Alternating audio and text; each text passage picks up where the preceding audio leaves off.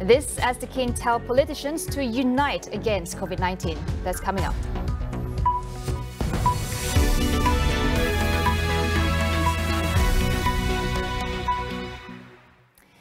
The Yang di-Pertuan Agong has urged politicians to unite against COVID-19 and forge a new political landscape.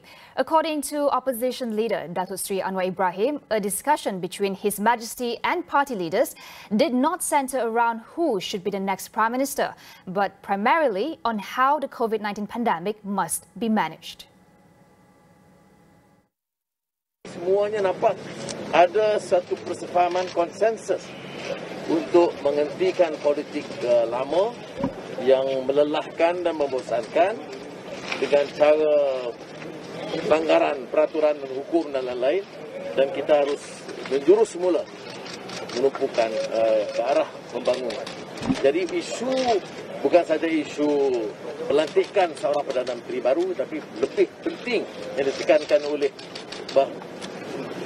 Yang Maha Mulia Yang di-Pertuan Agong dan juga kepada Yang Mulia Tuan Perak selaku Timbalan Di-Pertuan Agong adalah untuk menggagaskan suatu bentuk politik baru yang lebih aman dan nyaman untuk rakyat. Following a 2-hour audience, Anwar stressed that His Majesty specifically said the MP selected as Prime Minister should not be resentful towards those who did not succeed. The audience with the King came a day after Bersatu President Tan Sri Muhyiddin Yassin resigned as Prime Minister after losing majority support among MPs.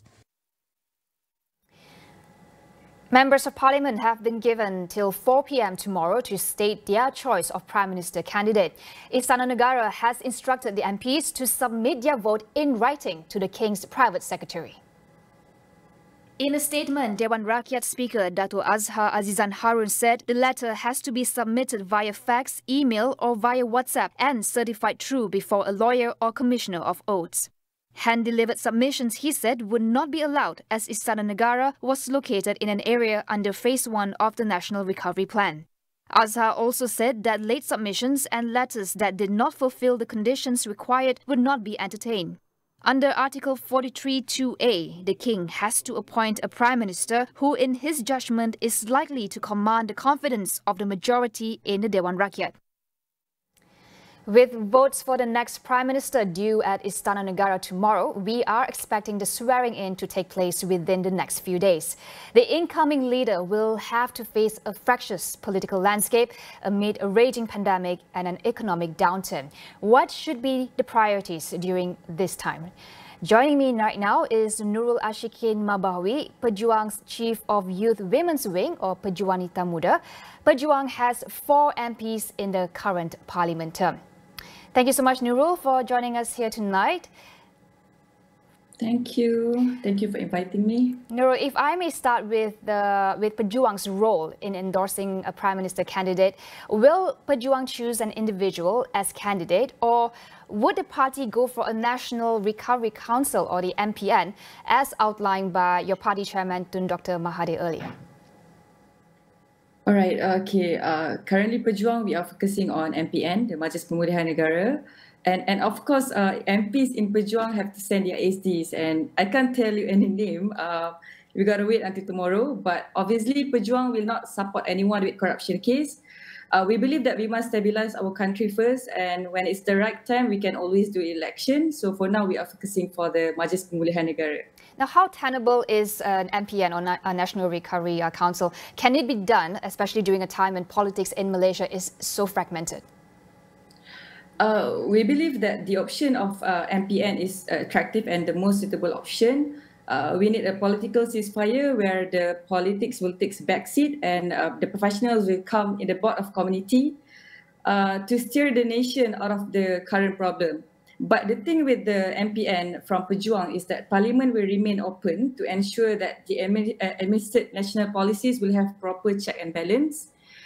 And we need MPN at the moment so that the council will only focus on solving the crisis and rebuilding Malaysia. So that we can only have the professionals in their own sector will be in the council to lead and assist Malaysia at the moment. So yes, we believe that we can have MPN at the moment. Now, this is somewhat in line with what the king had to say today, whereby he urged for parties to form a new political landscape and to unite against fighting against COVID-19. So, Nurul, you can share with us, where does Pejuang fit into this? Yeah, I think that I think Pejuang, we talked about unity government before last year from Tun Dr. Mahathir Mohamad. So yeah, unity government can be one of the option. But actually, through MPN also, we can have unite opposition and government to lead the country, just focusing on the crisis and how to solve the crisis, and so that we will not focus on the political crisis at the moment. All right. Thank you so much, Nurul, for sharing your thoughts with us here on Awani tonight. That was Nurul Ashikin Mabahwi of Pejuang Nita Muda. We will be continuing this discussion as MPs get ready to submit their PM candidate tomorrow.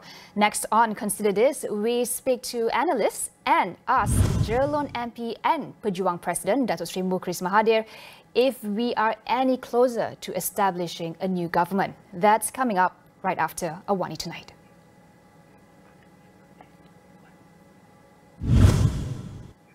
A lack of two-thirds majority in the Dewan Rakyat will hinder push for reforms in Parliament. Bersay's Thomas Van says that even the new government has a simple majority on its own, it should reach out to opposition parties if it is serious about putting the country on the right track. This confidence and supply agreement, it is important, I believe, that whoever is in opposition also give their support so that there is a two-third majority to enact some of this reform. And whether we can trust the promises made, there are mechanisms in Parliament whereby you can, in your negotiation, make it easier for the opposition to hold the government accountable. For example, amend the standing order so that vote of confidence are prioritized, that the Speaker of Parliament cannot on his own decide not to table a vote of confidence. I think if that is amended, then any government will be very careful not to abuse their power. We see now an opportunity for this country to have something good to come out from a very bad situation that we are in right now with the pandemic and also the political instability. But I believe that these members of Parliament owe it to the country to do what is right. We will go for a quick break. Stay with us.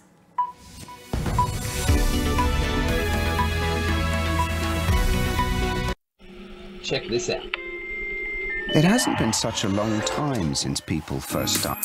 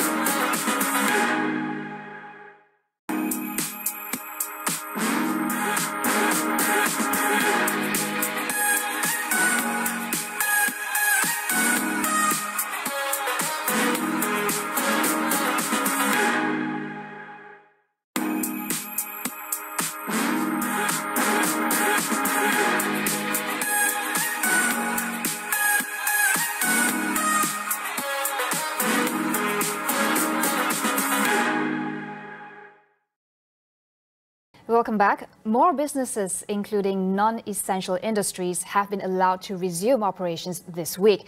But with Malaysia still grappling with record high number of cases nationwide, how can we ensure that relaxation in the economic sector will not lead to further infections? We speak to public health specialist Dr. Zainal Arifin Omar. Government should really now decide what is the clear direction of this current pandemic management. Either you are in full control of containment phase, or you are going to mitigate, or you call mitigation phase, or in between, because these are two different strategies. For example, if you want to have a fully SOP, fully restriction on the travel, on movement, that is containment, is containment or control phase. So you have to do it strictly. Or if you're going to a mitigation, this is a question of life and livelihood. So you have to relax, put a few activity, few event, all these things. But you must based on science and facts. I think the blanket approach is not really good at this moment. And the central decision, I think the other thing we have to look into. For example, now we should empower the decision, the analysis, and relax all these SOP or reduction to maybe to a region or to each state. So because we have very different in terms of epidemiological, in terms of location, and in terms of this what we call characteristic of these cases and clusters throughout the country. He said individual responsibility is by far the most important aspect in curbing the spread of COVID-19. It's not about the dining or masjid or school, but the most basic important what we call weapons and approach to fight this COVID-19 is number one is a mask, what called is wearing a mask. Number two is physical distancing. The further the better. For example, 1 meter, 2 meters is good. Third one is avoid the crowd and the good ventilation. If you can have these 4 elements, so you can use either you dine in or you go to mosque or you go to the school. If you can maintain and ensure these 4 basic weapons or element or approach, I think it's not about what you call question or liberal relaxation of restriction. The Taliban has declared an amnesty across Afghanistan and urged women to join its government. This was their attempt to calm nerves across Kabul after the chaos that erupted just the day before at its airport, which saw thousands of civilians try to flee the country. Officials said that military flights evacuating diplomats and civilians from Afghanistan have started taking off again after the airport's tarmac and runway were cleared of crowds. At least 7 people died in Monday's chaos, including several people who desperately clung to the sides of a jet as it took off.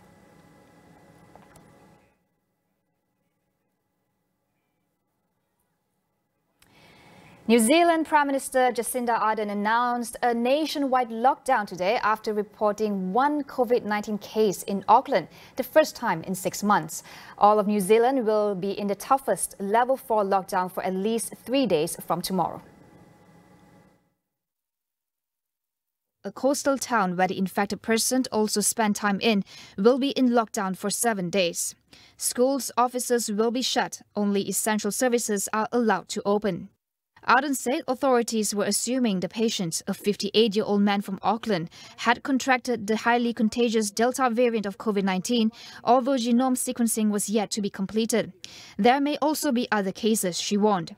The last reported community case of COVID-19 in New Zealand was in February. That is all we have for you on AWANI tonight. Get the latest news updates on COVID-19 and COVID-19 vaccines from astroawani.com and Astro AWANI app. I'm Cynthia Ng. We'll see you again.